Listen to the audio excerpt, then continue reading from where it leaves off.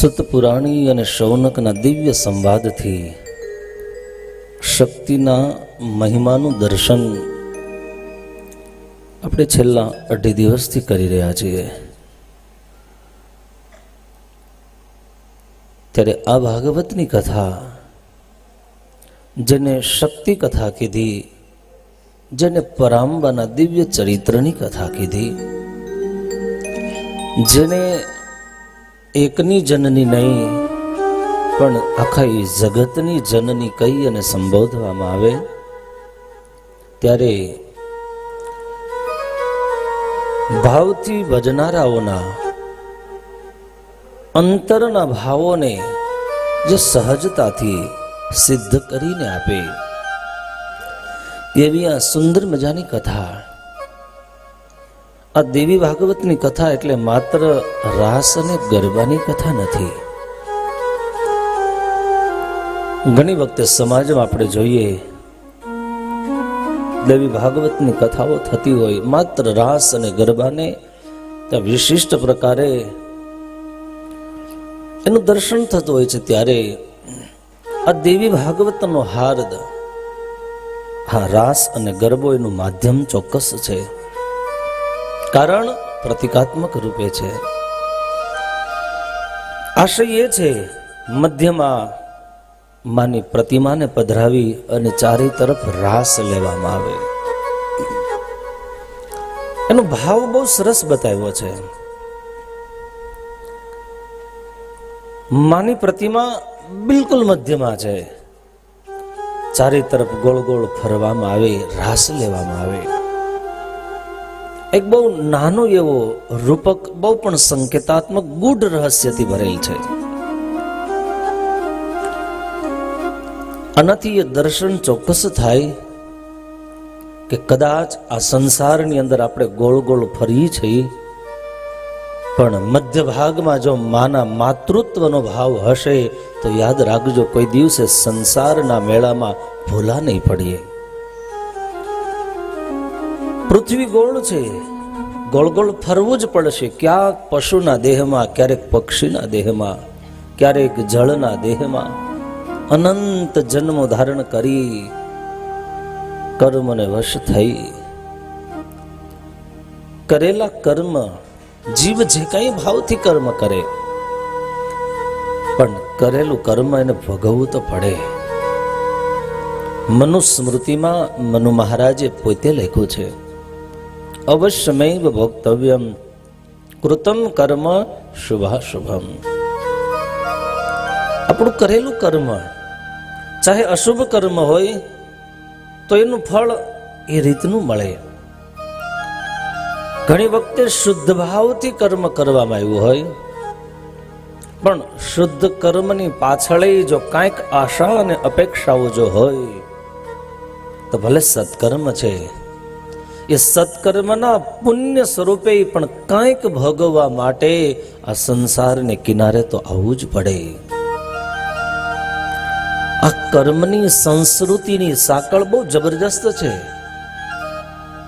અને ત્યારે તત્વવેતા ચિંતકોએ કહ્યું, ચાહે શુભ કર્મ હોય ચાહે અશુભ કર્મ હોય,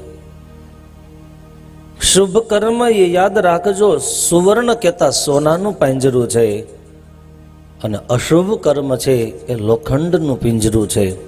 પણ પોપટ માટે પુરાયેલા પોપટને ચાહે પિંજરું લોખંડનું મળે તોય ભલે, ચાહે સોનાનું મળે તોય ભલે, પણ પોપટ માટે તો બંધન જ છે. ના ભુક્તમ ક્ષીયતે કર્મ, જ્યાં સુધી કરેલું કર્મ ભોગવાય નહીં ત્યાં સુધી એ કર્મના ફળથી એ જીવ મુક્ત થતો નથી, ચાહે શુભ ચાહે શુભ.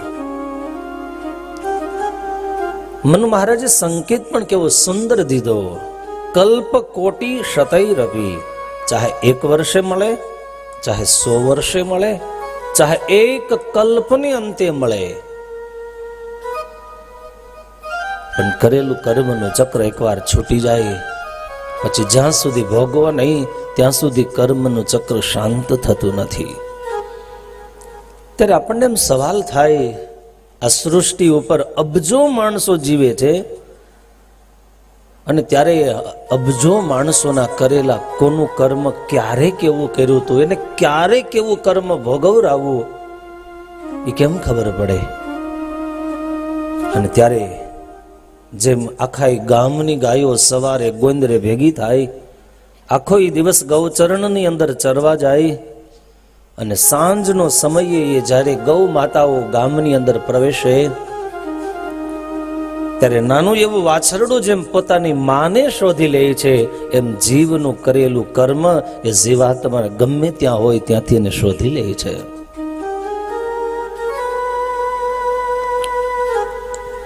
એટલે જ સ્વામિનારાયણ ભગવાને વચનામૃતમાં, સારંગપુરનું વચનામૃત, બહુ સરસ વાત કરી.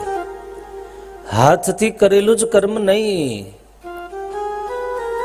પરંતુ તમારા મનથી કરેલા કર્મનું ફળ જીવે ભોગવવું પડે છે. મનથી જે ખરાબ વિચારો કર્યા હોય, બીજા માટે ખોટી કલ્પનાઓ કરી હોય, એ પણ આ જીવને ભોગવવું પડે. અને ત્યારે સ્વામિનારાયણ ભગવાન કહે, આ તો જીવને હિંમત દેવા માટે કહીએ છીએ, એ થાકી ન જાય એટલા માટે. અને ત્યારે કર્માનુસાર જીવ જગતની અંદર આવે, અનેક પ્રકારના અલગ અલગ કર્મો કરે. અને ત્યારે શાસ્ત્રો અને સંતોનું મંતવ્ય છે, ભક્તો, જન્મ નક્કી છે, કર્મય નક્કી છે. કારણ કે ગીતાનો ગાનાર ગોવિંદ એમ કહે, નહીં કશ્ચિદપી ક્ષણમપી જાતો તિષ્ઠત્ય કર્મકૃત. કેટલી બધી સમયની ચોક્કસ ગણતરી કરી અને 52 લાખ યોદ્ધાઓની વચ્ચે કૃષ્ણ સ્થિત પ્રજ્ઞ થઈને કહે છે, ભારત, નહીં કશ્ચિદપી, કોઈ પણ જીવ ક્યારેય પણ એક ક્ષણ માટે નાનામાં નાનો સમયનો અંશ ગણીને કીધું છે, ક્ષણમપી, એક ક્ષણ પૂરતી પણ, એક સેકન્ડ પૂરતી જીવ કર્મ કર્યા સિવાય કોઈ રહી શકતો નથી. તો બે વસ્તુ નક્કી થઈ ગઈ. કરેલું કર્મ ભોગવવા માટે આ દેહ મળી ગયો. બીજી વાત નક્કી એ છે કે એક ક્ષણ પણ કર્મ કર્યા સિવાય રહી શકવાના નથી. આ બે વસ્તુ જો નક્કી જ હોય તો હવે ડાયા માણસે વિચારવાનું કેવું કર્મ આપણે કરવાનું. બસ આ દેવી ભાગવતની કથા, આ સત્સંગ, આ જ્ઞાન યજ્ઞ, આની પાછળનો શુભાશય એ જ છે ભક્તો, કે માણસને મળેલા એ તકમાંથી, એ ક્ષણમાંથી, એ સમયમાંથી કેવા કર્મને પસંદ કરે. અને ત્યારે સત્સંગના સહારે માણસ સત્કર્મ કરવા માટે પ્રેરાય. ત્યારે સુદ પુરાણી, શૌનક ઇત્યાદિ ઋષિ મુનિઓને સુંદર મજાની દેવી મહિમાની કથા કહે છે. ત્યારે નૈમિષારણ્યની દિવ્ય ભૂમિમાં શૌનક ઇત્યાદિ ઋષિ મુનિઓએ સવાલ પૂછ્યો કે સુતાત સાકમ મનઃ કામમ ભગ્નમ સંશય સાગરે યથોક્તમ મહદ આશ્ચર્યમ જગદ વિસ્મયકારકમ. આપે એમને એમ કહ્યું, આ તમારા પ્રશ્ન સાંભળતા અમારા મનની અંદર એક આશ્ચર્ય થાય છે કે ભગવાન વિષ્ણુ સર્વશક્તિમાન હોવા છતાંય એના મસ્તકનો, એના શિરનો છેદ કેમ થઈ શકે? આશ્ચર્યચકિત થયેલા શૌનક ઇત્યાદિક ઋષિ મુનિઓનો પ્રશ્ન હતો કે હે સુદ પુરાણી, અમારું મન સંશય રૂપી મહાસાગરની અંદર એ ડૂબકી થાય, ગરકાવ થઈ, અને આપને એ પૂછવા માંગે છે કે દેવાધિદેવ ભગવાન વિષ્ણુ, એનું દેહ થકી મસ્તક અલગ કઈ રીતે થયું? આની પાછળનું કારણ, આની પાછળનો ઇતિહાસ શું છે? આપને એક પ્રસંગ કહું. ભગવાન વિષ્ણુએ 1-2 દિવસ નહીં, વર્ષો સુધી યુદ્ધ કરેલું, અને યુદ્ધ કરવા પાછળનો એમનો આશય શું હતો એ આપને કહું. સનાતન દેવ એટલે ભગવાન વિષ્ણુ હજારો વર્ષ સુધી દારૂણ યુદ્ધ કરે, યુદ્ધથી શ્રમિત થાય, કેતા થાકી જાય. થાકેલા ભગવાન વિષ્ણુ વૈકુંઠમાં ગયા. આખીર ભગવાન વિષ્ણુ પદ્માસન વાળીને બેઠા છે. બરોબર હજારો વર્ષના યુદ્ધને અંતે દ્વંદ્વ યુદ્ધ, મલ્લ યુદ્ધ થાય અને 1-2 દિવસના સમય સુધીનું ન હતું, હજારો વર્ષ સુધીનું યુદ્ધ. થાકેલા એ ભગવાન વિષ્ણુએ ધનુષની પ્રત્યંચા ઉપર ભગવાન શ્રી હરિએ પોતાના કંઠ પ્રદેશને ટેકવી અને ભગવાન થાકેલા છે, વિશ્રામ માટે નેત્ર બંધ કરીને સૂતા છે. ધનુષની પ્રત્યંચા બાંધેલી છે અને શસ્ત્ર સજ્જ ધનુષ છે અને ભગવાન શ્રી હરિ થાકેલે હોવાથી એને નિદ્રાધીન થયા છે. દોરી ચડાવેલી હતી. ભગવાન વિષ્ણુ એ હડપચીને ટેકવી, ધનુષ્યની દોરી એકાએક તૂટી જાય અને ભગવાનનો શિરછેદ થાય. આ જ્યારે વાત સુત પુરાણીએ શૌનકને કીધી છે ત્યારે આની પાછળનો વિસ્તારથી પ્રસંગ કહેવામાં આવ્યો. ભક્તો, આ દેવી ભાગવતના ચરિત્ર હોય, ચાહે ભાગવતજીના પ્રશ્ન હોય કે રામાયણના પ્રસંગ હોય, બધા જ ઇતિહાસો ને પુરાણો આ કેવા પાછળનો ઋષિ મુનિઓનો આશય, લીલા ચરિત્ર તો 100% છે શ્રદ્ધા અને વિશ્વાસથી, પણ આની અંદર કંઈક સુંદર મજાના માનવીય આત્મકલ્યાણના સંકેતો દર્શાવવામાં આવ્યા છે. અને ત્યારે એક વખતનો સમય સ્વર્ગની અંદર દેવરાજ ઇન્દ્ર, બ્રહ્મા ઇત્યાદિ દેવતાઓ એકત્રિત થયા. સુંદર મજાનો યજ્ઞ કરવાનો છે. એ યજ્ઞની તૈયારીઓ થઈ રહી છે અને એકાએક દેવરાજ ઇન્દ્ર, બ્રહ્મા વગેરે ભગવાન વિષ્ણુને યજ્ઞની અંદર પધારવા માટે આમંત્રણ દેવા ભગવાનના ધામની અંદર ગયા. ભગવાન વિષ્ણુ ધનુષ્યના એ સહારે સૂતા છે. પ્રભુ દેવતાઓએ ઘણી બધી રાહ જોઈ. ભગવાન નિદ્રાધીન છે. ક્યારણાય ઇન્દ્ર ઇત્યાદિ બ્રહ્મા વગેરે દેવો આવીને ઉભા છે એ ભગવાનને ખબર નથી. ઘણો સમય વ્યતીત થયો. ભગવાનની નિદ્રા ન તૂટી. આખીર સમય પસાર થતા યજ્ઞનો સમય નજીક આવી ગયો. દેવતાઓ ઉદ્વિગ્ન બન્યા. સમયની પાબંદી હતી. યજ્ઞની અંદર સમયસર પહોંચવું પણ જરૂરી હતું. નિશ્ચિત કરેલો સમય ધીરે ધીરે નજીક આવતો જાય છે. શ્રી હરિને જગાડવા માટેનો સવાલ ઉત્પન્ન થયો. ભગવાન શ્રી હરિને કોણ જગાડે? અને ત્યારે દેવતાઓ એકાબીજા શાન કરીને એકાબીજાને જગાડવા માટે, એ પ્રયાસ કરવા માટે ભગવાન વિષ્ણુ તરફ સંકેતો કરવામાં આવ્યા. આખી ભગવાન શંકરે ના પાડી નહીં. આપણા શાસ્ત્રોનો એવો મત છે, કોઈ સૂતેલા માણસને જગાડાય નહીં. હા, પછી સવારના 9 વાગી ગયા હોય તો વાંધો નથી. પછી તમને એમ થાય સ્વામીએ વ્યાસપીઠેથી ના પાડીને જગાડાય નહીં, એ વાત નથી. અહીંયા જે શાસ્ત્રનો સિદ્ધાંત, એની સંમતિ એ છે ભક્તો, આખી સ્થિતિ એ સર્જાણી. ભગવાન શંકરે ના પાડી કે કોઈના નિદ્રાનો ભંગ કરવો એ નિષેધાત્મક વાત શાસ્ત્ર સંમત છે. ત્યારે પરંતુ અહીંયા કોઈનું હિત સિદ્ધ થતું હોય, કોઈનું શુભ થતું હોય, જો આપણા શાસ્ત્રોએ સત્ય બોલવાની આજ્ઞા કરી, સાચું બોલવું. ત્યારે મહાભારતની અંદર યુધિષ્ઠિર મહારાજને પિતામહ ભીષ્મએ કહ્યું કે ધર્મરાજ, સત્ય બોલજો. આ વાત સ્વામિનારાયણ ભગવાને પણ શિક્ષાપત્રીમાં કીધી છે કે અમારા આશ્રિતોએ કાયમને માટે સત્ય બોલવું. મહાભારતમાં મહર્ષિ વેદવ્યાસજીએ લખ્યું સત્યમ બ્રુયાત. જો સત્ય બોલવાની આજ્ઞા કરી, પણ સત્યની પાછળ વિશેષણો કેટલા દીધા છે. સત્ય બોલો, પાછા પ્રિયમ બ્રુયાત. સત્ય કેવું હોવું જોઈએ? એને પ્રિય હોવું જોઈએ.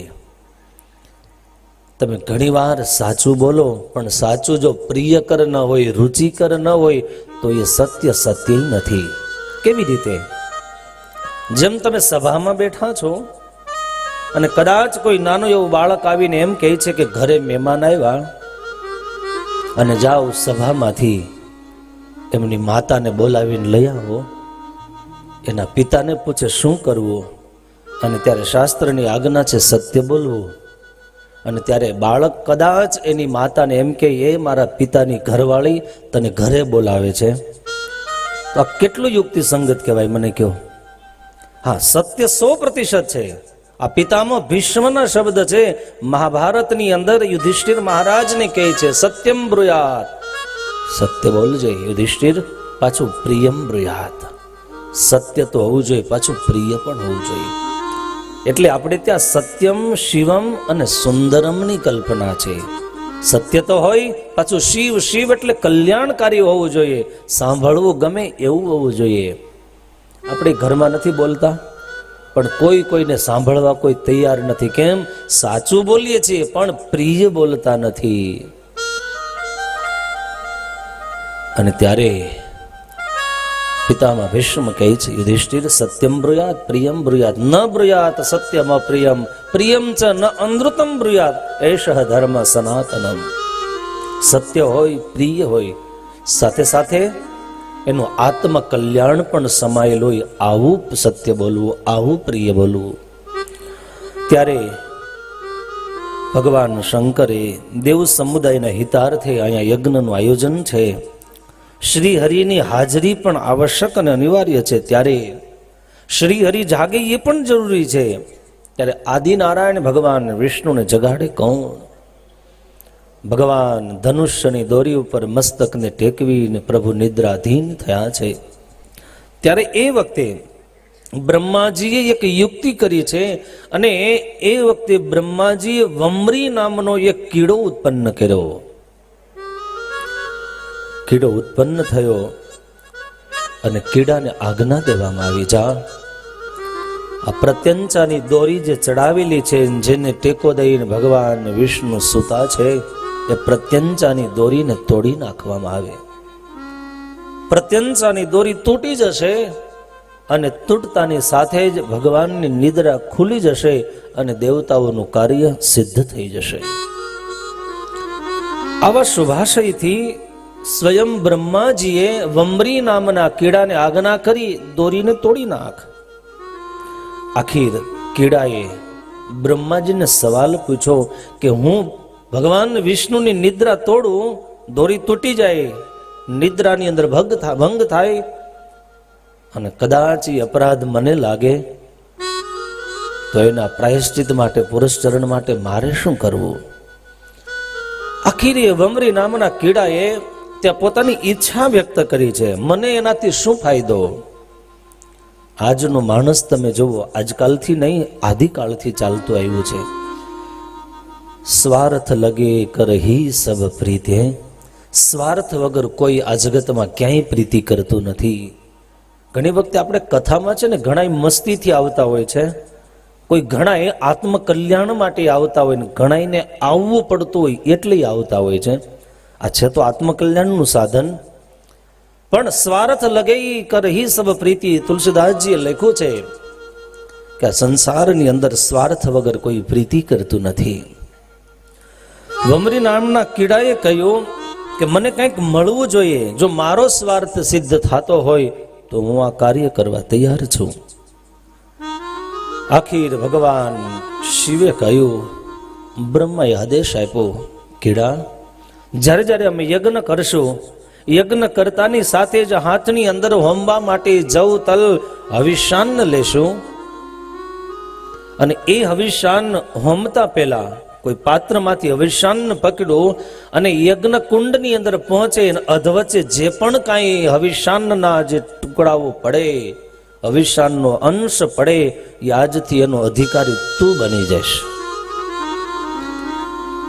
હવિષ્યાન્નનો અધિકારીનો આવું પ્રલોભન વમરી નામના કીડાને મળ્યું.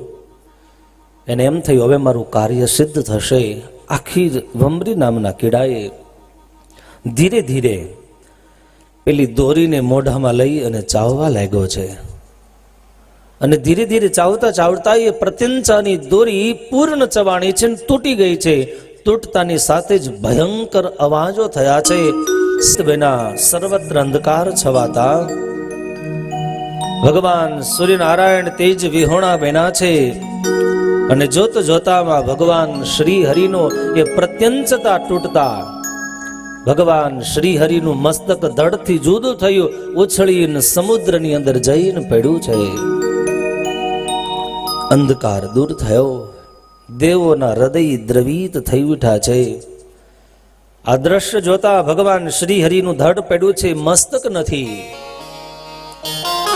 દેવતાઓ ભયભીત બન્યા, દેવતાઓની આંખમાં અશ્રુ આવ્યા છે. સર્વદેવો આકાશની અંદર દ્રષ્ટિ કરી ગદગદ કંઠે પ્રાર્થના કરવા લાગ્યા છે. હે દેવાધિદેવ,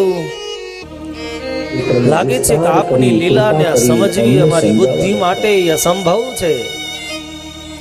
આ લીલા ચરિત્રની પાછળ હે પ્રભુ કંઈક કારણ છુપાયેલું હોય એવું અમને દેખાય છે. અને એવું લાગે છે ભગવાન સ્વયં બ્રહ્મા એમ કે તમે સૌ વિદ્યા સ્વરૂપે આપણા દુઃખને, આપણા ભયને, આપણી વિહવળતાને શીઘ્રતાથી એ જગદંબા દૂર કરશે.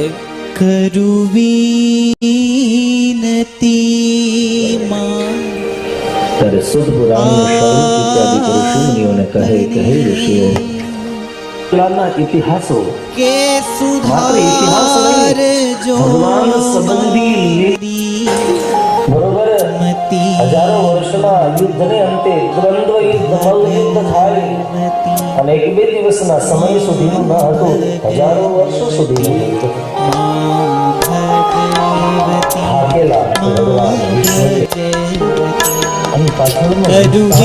કરુવીનતી માયાપને, કરુવીનતી માયાપને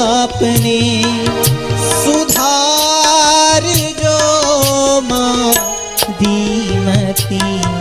મા ભગવતી, મા ભગવતી, મા ભગવતી, મા ભગવતી.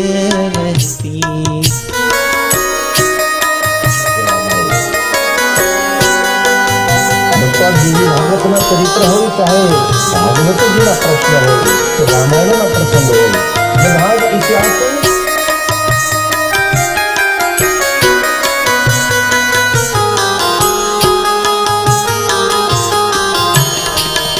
હે સવારી માની હંસની શુભકારણી છે અધિપતિ. મા ભગવતી, મા ભગવતી, મા ભગવતી, મા ભગવતી.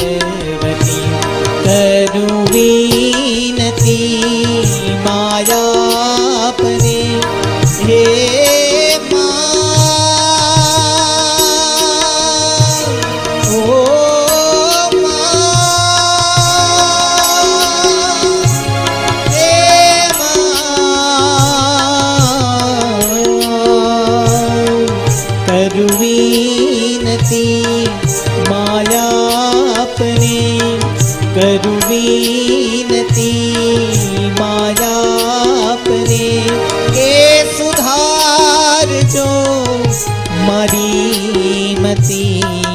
મા ભગવતી, મા ભગવતી, મા ભગવતી, મા ભગવતી.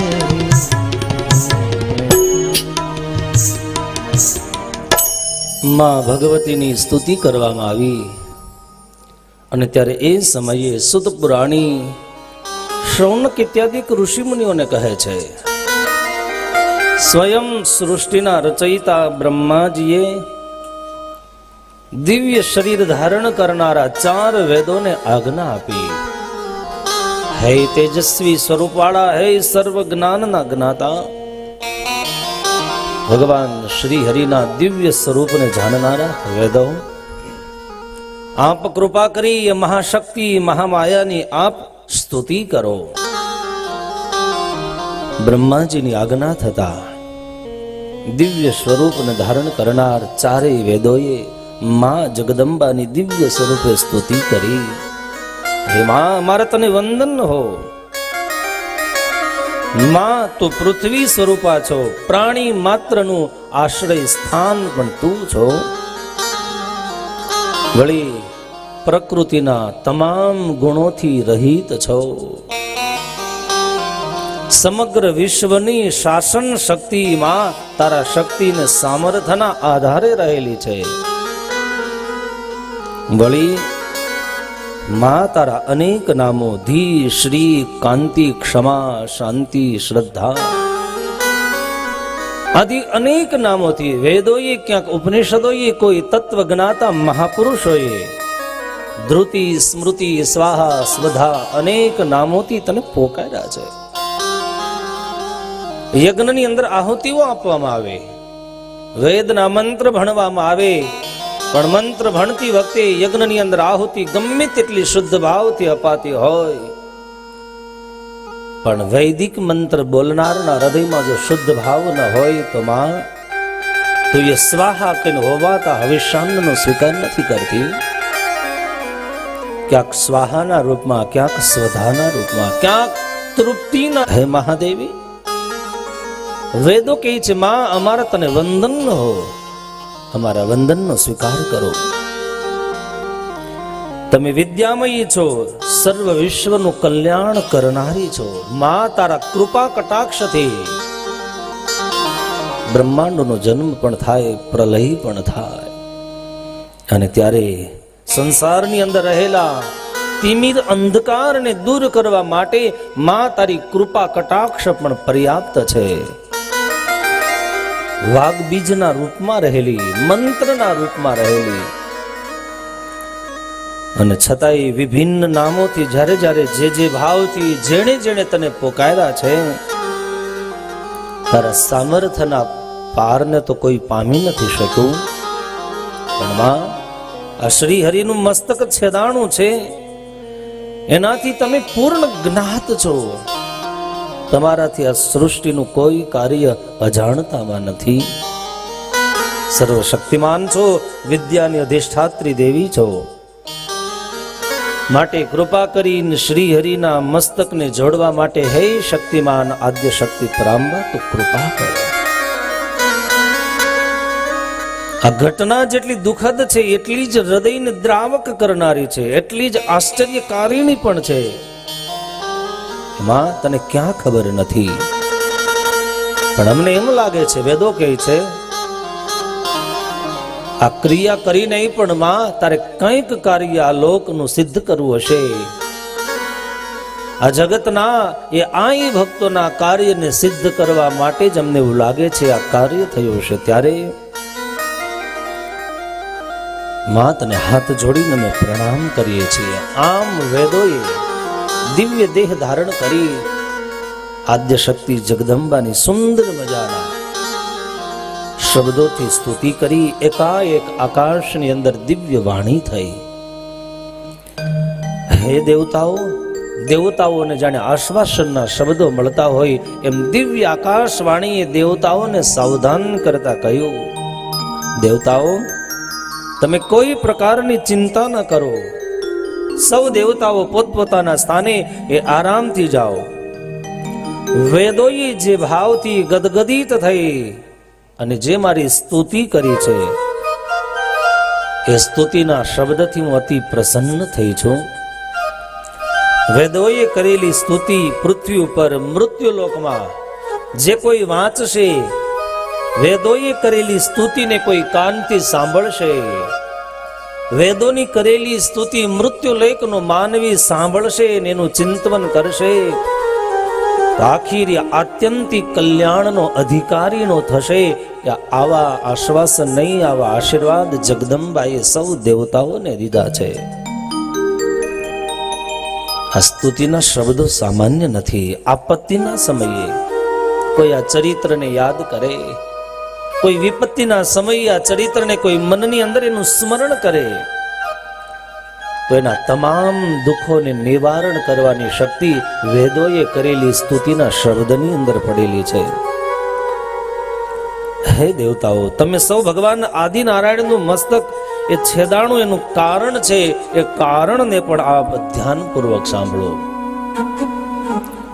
કોઈ પણ કાર્ય કારણ વિના થતું નથી. ત્યારે ભગવાન વિષ્ણુનું શિરછેદ થયું એનો પ્રસંગ સ્વયં આકાશવાણીએ દેવતાઓને કીધો છે. મહર્ષિ વેદવ્યાસજી પરીક્ષિતના પુત્ર જન્મેજયને કહે છે, સાંભળ જન્મેજય, એકવાર ભગવાન વિષ્ણુ એકાંતમાં બેઠા છે. બાજુમાં લક્ષ્મીજી પણ વિરાજમાન હતા અને અચાનક લક્ષ્મીજીના દેદીપ્યમાન ચહેરાએ મુખારવિંદ સામે ભગવાન વિષ્ણુની દ્રષ્ટિ હતી. ભગવાન વિષ્ણુ એકી તટે નિર્વિમિષ દ્રષ્ટિથી લક્ષ્મીજીના સૌંદર્યને નિહાળી રહ્યા હતા. અને એમાં પ્રસંગ એવો ઘટે છે કે ભગવાન વિષ્ણુએ પોતાની દ્રષ્ટિ લક્ષ્મીજીના ચહેરા ઉપરથી હટાવી લઈ અને ભગવાન વિષ્ણુ ખડખડાટ હસ્યા છે. એ વખતે લક્ષ્મીજીના મનની અંદર સંશય થયો છે. લક્ષ્મીજીને એમ થયું, ભગવાન નારાયણ કારણ વગર ક્યારેય હસે નહીં. ક્યારની ભગવાન વિષ્ણુની દ્રષ્ટિ મારા ચહેરા ઉપર હતી. ભગવાન વિષ્ણુ હસા છે તો એની પાછળનું કાંઈક ગંભીર કારણ હશે. લક્ષ્મીને એમ થયું, કદાચ મારા ચહેરાને લીધેથી, કાંઈક સૌંદર્યની ઉણપને લીધેથી ભગવાન વિષ્ણુ હસા છે. વિના કારણ ભગવાન વિષ્ણુ હસે એમાં લક્ષ્મીજીને વિશ્વાસ નથી. અને એમ કહેવાય, એકાએક સાત્વિક સ્વરૂપિણી લક્ષ્મીજીના મનની અંદર ક્રોધનો જન્મ થાય છે. તામસી શક્તિનો પ્રાદુર્ભાવ થાય છે. ક્રોધાવેશમાં લક્ષ્મીજી આવી ગયા અને એ વખતે તામસી શક્તિનો પ્રાદુર્ભાવ થતા બનવાનું હતું એ આખીર બની ચૂક્યું. લક્ષ્મીજીએ ક્રોધમાં આવી અને ભગવાન નારાયણને શ્રાપ દીધો છે, મારા મુખ સામે જોઈ અને આપ હસા છો, માટે જાઓ, હું આપને શ્રાપ આપું છું, આપના મસ્તકનો શિરછેદ થશે. લક્ષ્મીજીના શ્રાપનો ભગવાન નારાયણે સહર્ષ સ્વીકાર કર્યો છે. તમોગુણને લીધે ક્રોધિત બનેલા એ લક્ષ્મીજીએ ભગવાન શ્રી હરિને શ્રાપ તો આપી દીધો. આવું મારું સુંદર મજાનું કમનીય મુખારવિંદ, અને છતાંય આપે હાસ્ય કર્યું છે. એના ફળ સ્વરૂપે મારો આપેલો શ્રાપ આપે 100% સ્વીકારવો પડશે. આ કથાનું રૂપક છે. આ કદાચ ભગવાનના લોકની અંદર આ ઘટનાઓ ઘટી હશે, પરંતુ વ્યાસપીઠની એ ઉદારતા છે ભક્તો, કે સમાજને સાવધાન કરે છે. ઘણી વખત ભક્તો કંઈક એવું પણ બનતું હોય, આપણું કારણ વગરનું હસવું સમાજ માટે ઉપદ્રવનું કારણ બનતું હોય છે. અને એક વાત બહુ ચોક્કસ છે, જે માણસ કાનથી ઓછો સાંભળતો હોય ને, એ માણસ સંશય વાળો વધારે હોય છે. તમે જોજો, બે જણા જ્યારે વાર્તાલાપ કરતા હોય છે અને એમાં પરસ્પરસ વાર્તા કરતા કરતા જ્યારે એકાબીજા ખડખડાટ હશે, અને એમાંય જો બેરા માણસની સામે તમારી આંખ સ્થિર થઈ તો એ મનમાં નક્કી કરી લે, કંઈક મારી જ વાત કરે છે. અને ત્યારે આ પરિસ્થિતિની અંદર હું આ પ્રસંગ એટલા માટે તમને કહું છું, જેમ જેમ આપણી ઉંમર થતી જાય એમ આંખના દેવતાઓ જતા રહે, કાનના દેવતાઓ જતા રહે, સંભળાવવાનું ઓછું થઈ જાય. અને ત્યારે કદાચ ઘરના માણસો આપણી વાત કરતા હોય, ખડખડાટ હસતા હોય, તો આ પ્રસંગને જોઈ અને ક્યારેય પણ ઉદાસ ન થતા. કારણ કે આ પ્રસંગ વર્તમાન સમયની અંદર ક્યાંક સમાજ નાના મોટા અંશની અંદર, નાના મોટા ક્રિયાના અણસમજણના અભાવે એકાબીજાને શ્રાપ આપી દે, એકાબીજા માટે અહિતનું ચિંતન કરે, બીજાને પરાભવ કરવાનો આશય મનની અંદર દૃઢ કરે. ત્યારે આ દેવી ભાગવતની કથા આપણને સાવધાન કરે છે. ખરેખર એક વસ્તુ તમે જુઓ, માણસ પોતાના કર્મથી એટલો દુઃખી નથી જેટલો એ બીજાના સુખને જોઈને દુઃખી થાય છે, એટલો પોતાના કર્મથી દુઃખી નથી થતો. અને ત્યારે અહીંયા સ્વયં સુત પુરાણી શૌનક ઇત્યાદિ ઋષિ મુનિઓને સાવધાન કરે છે કે હે ભક્તો, અહીંયા ભગવાન વિષ્ણુએ શ્રાપનો સ્વીકાર કર્યો. વર્ષો જતા આખીર એ જ સ્થિતિ લક્ષ્મીજીનો શ્રાપ અહીંયા સાકાર થયો. સાકાર થતા વમ્રી નામના કેળાએ ધનુષ્યની પ્રત્યંચાને દોરીને તોડી નાખી અને જેથી કરીને ભગવાન વિષ્ણુના મસ્તકનો શિરછેદ થયો. પણ આ બનવા પાછળનું, એની પાછળનો એ દેવી ભાગવત કહે છે ત્રીજું કારણ પણ છે.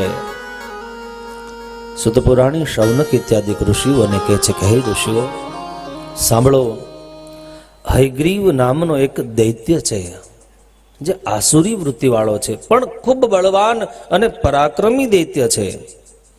અને આ પરાક્રમી હયગ્રીવ નામના દૈત્યએ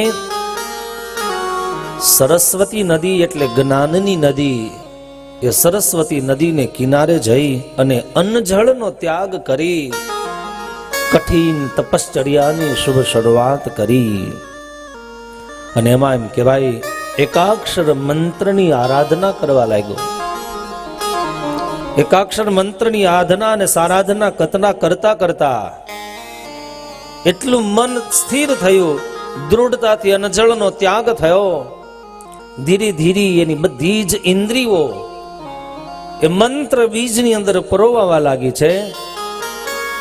અને કઠોર સાધનાનું ફળ યાદ રાખજો, માત્ર અંજળનો ત્યાગ કરી દઈએ અને સાધના સફળ થઈ જાય આ 100% સત્ય પણ નથી. ભલે અંજળ છોડી દીધા હોય, જલે કદાચ તમે બંગલો છોડી દો, કદાચ સારા સારા વસ્ત્ર તમે છોડી દો, પદાર્થો છોડી દો, પણ એટલાથી આપણી સાધના પૂરી નથી થઈ જતી. આ બધું જ છોડ્યા પછી સાધક જો સાધના કરતી વખતે મનની અંદર દૂષિત વૃત્તિઓને જો ન છોડે તો બંગલો છોડવો, વસ્ત્ર છોડવો એ બધું સામાન્ય અને તુચ્છ છે. સાચો ત્યાગ બહારનો ત્યાગ નથી, અંદરનો ત્યાગ છે. માણસ કદાચ વધી છોડી અને હજારો રૂપિયાના કપડાઓ છોડી દે, પણ વલકલ તો પહેરવા પડે. સ્વાદિષ્ટ પકવાનો છોડી દે, પણ શરીરને જીવતો રાખવા માટે કંદમૂળનો આહાર તો કરવો જ પડે. તમે બહારથી કેટલું છોડો એ મહત્વનું નથી, તમે આંતરિક કેટલો ત્યાગ કરો એ બહુ જરૂરી છે, પણ સાધનાના માર્ગમાં. હા, આજનો સમાજ એમ જોવે છે, ઓહો બહુ ત્યાગ કરી દીધો, પણ બહુ ત્યાગને ત્યાગીનું લેબલ ન આપતા. એને આંતરિક વૃત્તિઓમાં, અંતરાત્મામાં જગતના ખરાબ વિચારોને, કુટેવોને કેટલો ત્યાગ કર્યો એ જોજો. એ વખતે હયગ્રીવ કઠોર સાધના કરે. સાધના કરતા કરતા એની સાધનાનો સૂર એકાક્ષર મંત્ર સાથે દૃઢ થયો. સિંહ ઉપર સવાર થઈ જગતજનની જગદંબાએ આકાશવાણીના રૂપમાં કહ્યું છે, એ હયગ્રીવ, હું તારી સાધનાથી બહુ પ્રસન્ન થઈ છું, તું વરદાન માંગ. તારી જે પણ ઈચ્છા હોય, જેના માટે તે આ તપશ્ચર્યાની શરૂઆત કરી હોય, આ સાધનાના મૂળમાં તારો જે પણ ભાવ હોય એ વિના સંકોચ મને કે, હું તારા સંકલ્પને અવશ્ય પૂર્ણ કરીશ.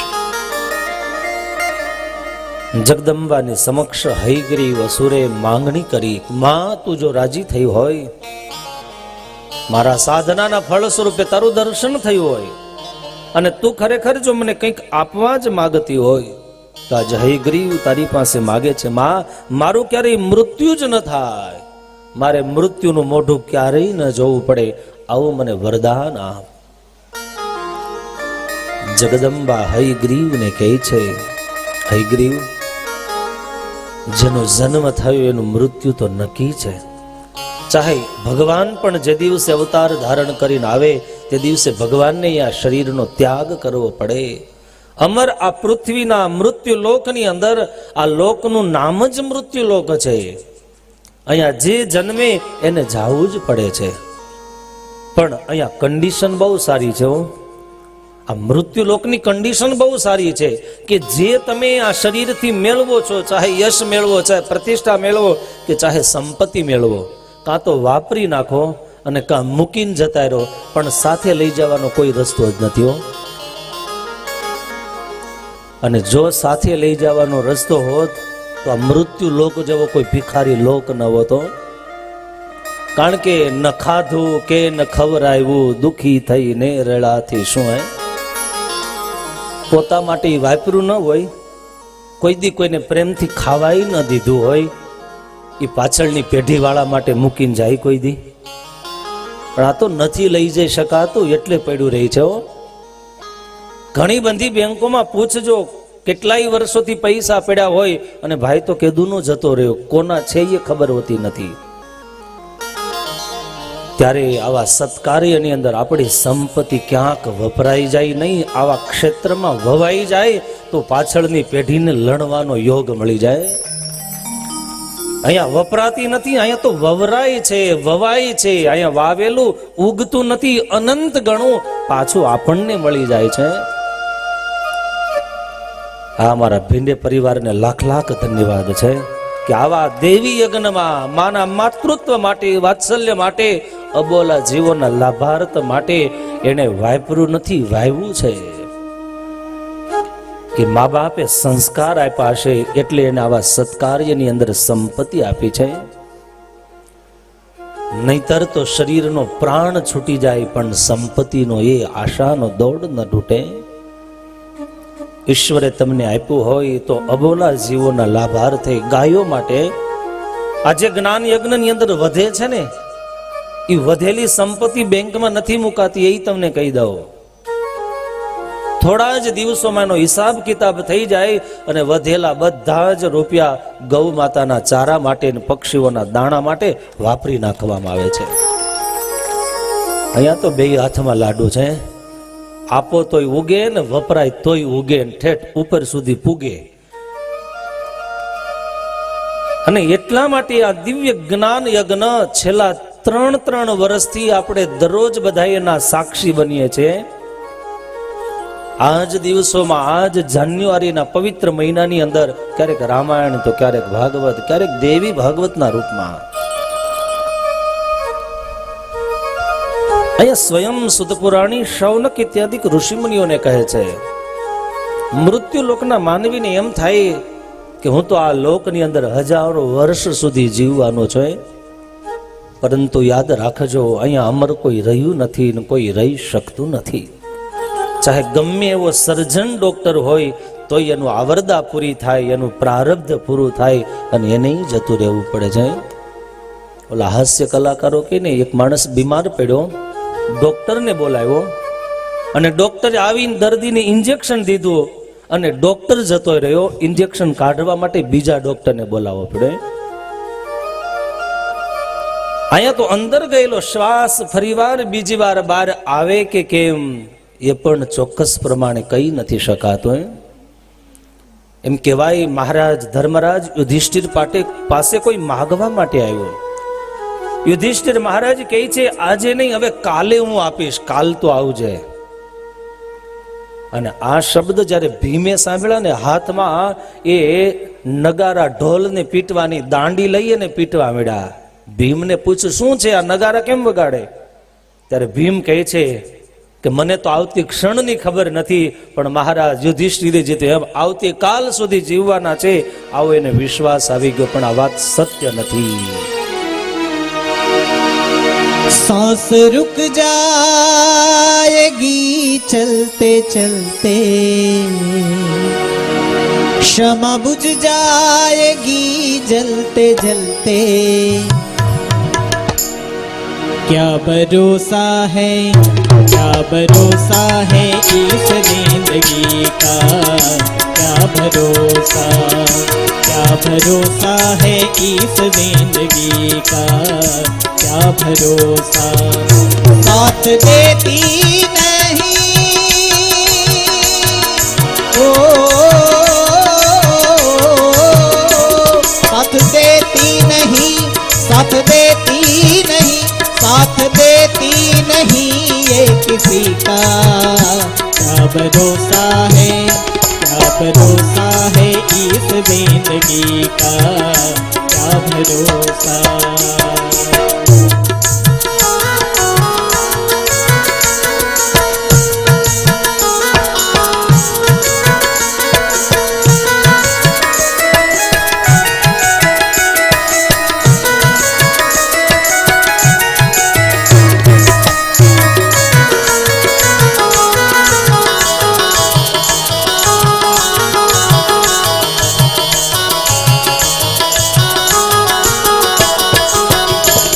रहे ना मोहब्बत रहेगी, दास्तां अपनी दुनिया कहेगी कहेगी, रहे ना मोहब्बत रहेगी, दास्तां अपनी दुनिया कहेगी, दम निकल जाएगा,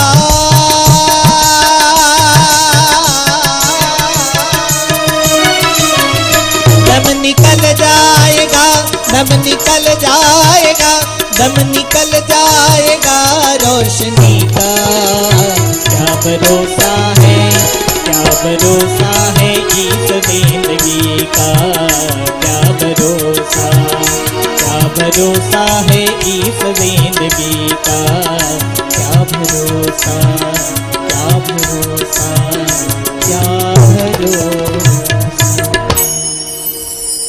मृत्युर्जन्मवतां वीर देहे न सहजायते अद्य वाब्द शतांतेवा मृत्युर्वै प्राणिनाम ध्रुवः। આજ નહીં તો કાલ, આ વર્ષે નહીં તો 100 વર્ષ પછી પણ મૃત્યુ અવશ્યંભાવી છે.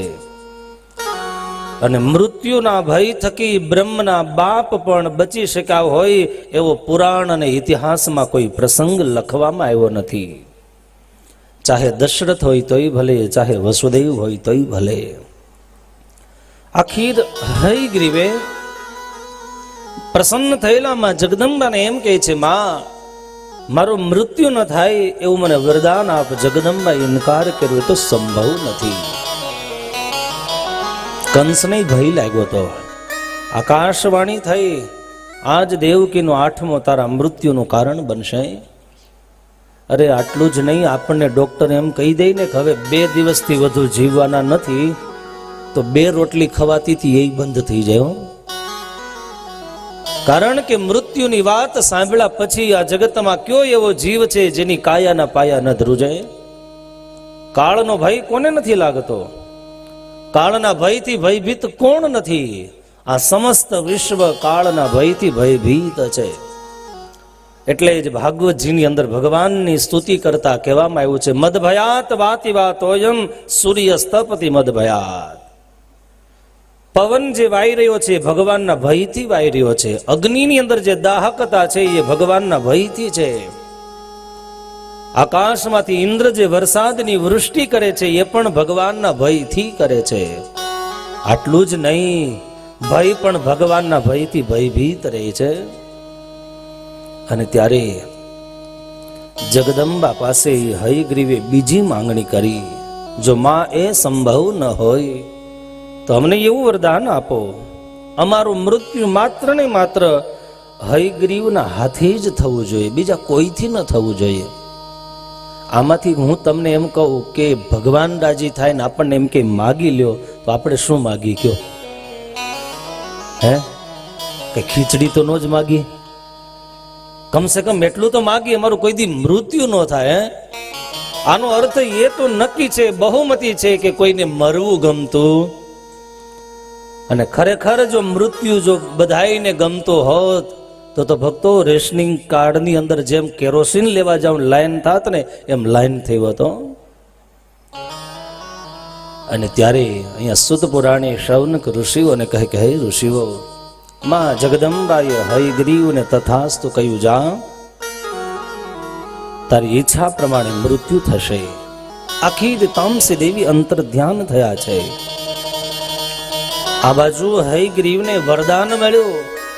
સ્વેચ્છા મૃત્યુનું વરદાન મળતાની સાથે ઉત્શૃંખલ બન્યો છે, ઉદ્દંડી બન્યો છે.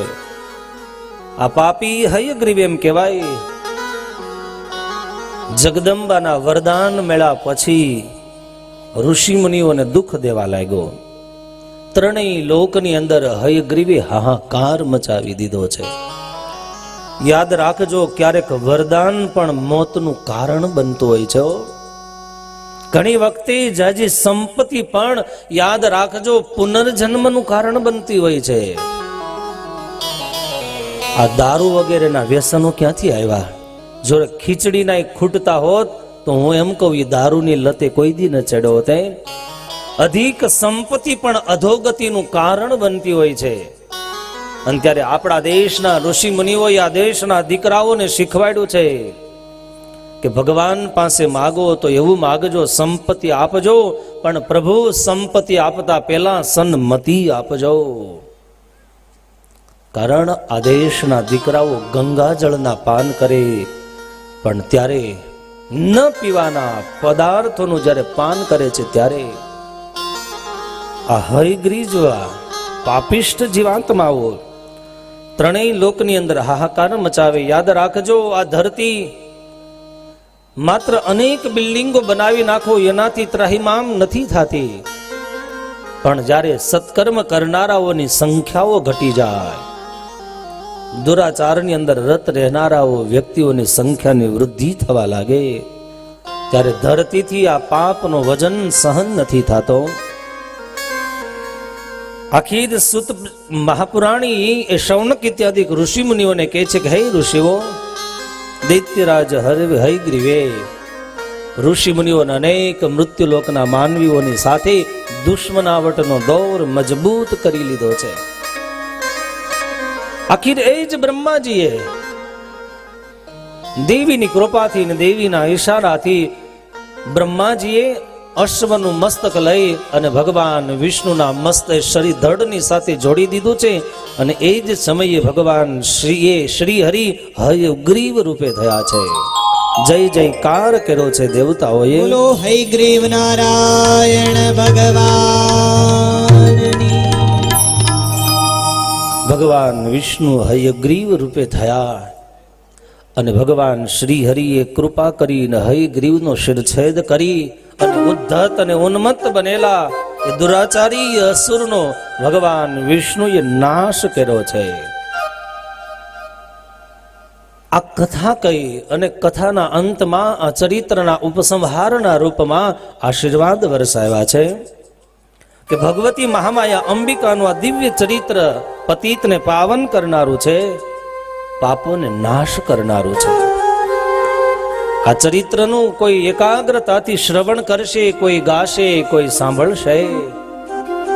આપત્તિ કે વિપત્તિના સમયે આ ચરિત્રનું કોઈ મનથી એનું ચિંતન કરશે તો ક્યારેય પણ એની દુર્ગતિ નહીં થાય. શ્રવણ માત્રથી જીવાત્માના પાપની હાનિને કરનારું છે. આટલું જ નહીં, આ ચરિત્રના શ્રવણ માત્રથી મનના તમામ શુભ સંકલ્પને શીઘ્રતાથી પરિપૂર્ણ કરનાર છે. આ ચરિત્રની અંદર માત્ર બે પાત્રોની રૂપકતા જ નથી બતાવી, પણ આ ચરિત્રના અંતિમ શબ્દ સુધી માં જગદંબાની કૃપાના દર્શન કરાવવામાં આવ્યા છે. પણ સવાલ એ થાય ભક્તો, આખી રાત્રિ વરસાદ વરસે, પાણીનું પાત્ર ભરવું હોય પણ ઉલટું મૂકીને આવો ને તો એનું તળિયું ભીંજાય નહીં હો, કારણ કે પાત્ર ઊંધું રાખ્યું હતું. એમ માની કૃપા તો અહર્નિશ વરસતી હોય, પણ બુદ્ધિનું જો પાત્ર ઘડો ઊંધો મૂકી દીધો હોય તો અહીંયા વિનાશનો અનુભવ નથી થતો. ત્યારે આ ચરિત્ર સુંદર મજાનું સુત પુરાણીય શૌનક ઇત્યાદિ ઋષિમુનિઓને કહ્યું. મહર્ષિ વેદવ્યાસજી જન્મે જઈને કહે છે, શક્તિ વિના મહેશાની સદાહમ શિવરૂપક, શક્તિ યુક્તો યદા દેવી શિવોહમ સર્વ કામદ. એ પરમ શક્તિ કેવી છે જેની આપણે દરરોજ સ્તુતિ કરીએ. યા દેવી સર્વભૂતેષુ, આ શબ્દ, આ શ્લોક આપણને બધાઈને કંઠસ્થ છે. એ દેવી કેવી છે તો કે સર્વભૂતેષુ, ક્યાંક શક્તિ રૂપેણ, ક્યાંક માતૃ રૂપેણ, ક્યાંક દ્રવ્ય રૂપેણ, ક્યાંક નિદ્રા રૂપેણ સંસ્થિતા. સર્વભૂત પ્રાણી માત્રના હૃદયની અંદર રહેલી હે દેવી, નમસ્તસ્યૈ નમસ્તસ્યૈ નમસ્તસ્યૈ નમો નમઃ. અને ત્યારે વિદ્યાના રૂપમાં એ જ રહેલી છે, આશીર્વાદના રૂપમાં, સ્વાહાના રૂપમાં રહેલી એ દેવી તને વંદન કરીએ છીએ. અને ત્યારે ઋષિમુનિઓએ પૂછ્યું છે, હે સુતજી, તમે કહ્યું કે પ્રલયકાળ સમયે ચારેય તરફ જળબંબાકાર હતો અને એ જ સમયે મહાસમુદ્રમાં 5000 વર્ષ સુધી ભગવાન શ્રી હરિએ મધુ અને કૈટભ સાથે જે યુદ્ધ કર્યું હતું, આ ભગવાન વિષ્ણુનું દિવ્ય જે યુદ્ધ છે 5,000 વર્ષ સુધીનું આ દિવ્ય યુદ્ધ, એની પાછળનો ભાષય શું હતો એ કૃપા કરી અમને કહો. અહીંથી એક બીજા ચરિત્રની શરૂઆત સુત પુરાણી, શૌનક ઇત્યાદિ ઋષિમુનિઓને કહે છે.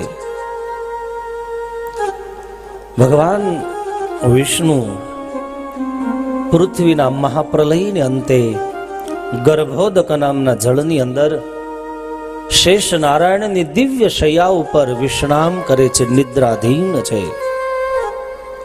અને પ્રાચીન સમયની આ વાત છે. પ્રલય કાળના સમયમાં સમગ્ર પૃથ્વી જળ સિવાય કોઈ અસ્તિત્વ જ નહોતું.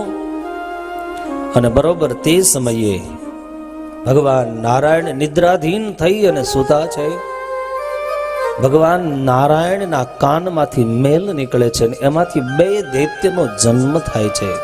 એકનું નામ મધુ છે અને એકનું નામ કૈટભ છે. આ સુંદર મજાનું રૂપક અહીંયા દેવી ભાગવતની અંદર મહર્ષિ વેદવ્યાસજીએ અહીંયા જન્મે જઈને કહે છે. આ મધુ અને કૈટભ નામના 2 ભયંકર દૈત્ય ઉત્પન્ન થયા. ઉત્પન્ન થયેલા બંને દૈત્યના મનમાં એમ થયું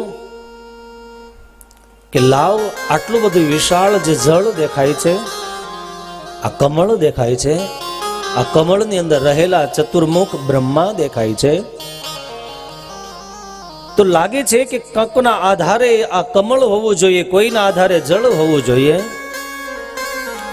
આખીર મધુ અને કૈટભ એમ કહેવાય બ્રહ્માનો વિનાશ કરવા માટે કદમ ઉઠાવે છે. આખીર બ્રહ્માજી પણ સ્વયં ભયભીત થાય છે. બ્રહ્માજી ડર્યા છે. આખીર બ્રહ્મા ડરેલા બ્રહ્માએ ભગવાન નારાયણ પાસે ગયા. નારાયણ પાસે જઈ ભગવાનને નિદ્રાધીન જોઈ બ્રહ્માજીએ માં ભગવતીની માં જગદંબાની સ્તુતિ કરી છે. દેવી ભાગવતની અંદર અવારનવાર સ્તુતિઓના પ્રસંગો આવે છે.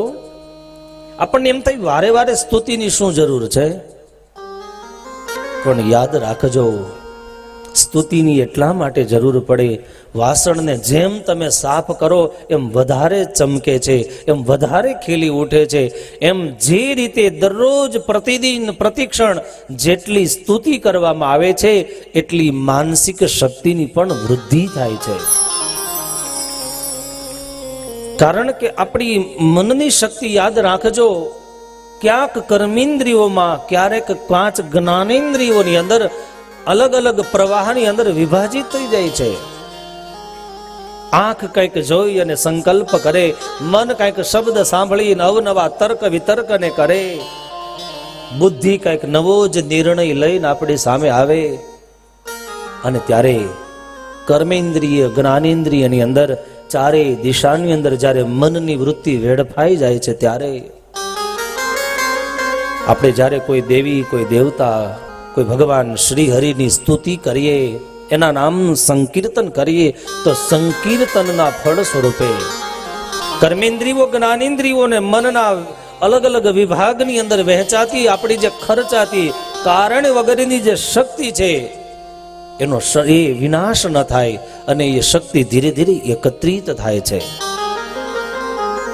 અને એટલા માટે એમ કહેવાય છે પ્રાર્થના એ તો વિશ્વાસનો પ્રતિનિધિ છે. પ્રાર્થના શું છે? વિશ્વાસનો પ્રતિનિધિ છે.